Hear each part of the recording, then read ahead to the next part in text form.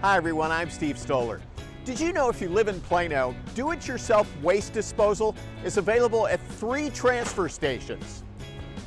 The stations are operated by the North Texas Municipal Water District. They're located at 9901 Custer Road, 4030 West Plano Parkway, and at 1601 East Lookout Drive in Richardson.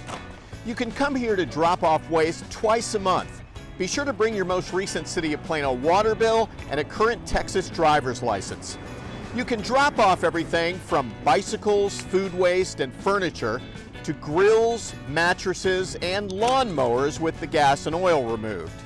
Construction and remodeling waste are also allowed, but residents will have to pay the posted gate rate. One tip, the Custer Road station is often busy. The lines are usually shorter at the Plano Parkway and Lookout stations. For more information on the transfer stations, go to plano.gov and put do-it-yourself disposal in the search bar. We'll see you soon for another Stoller on the Street.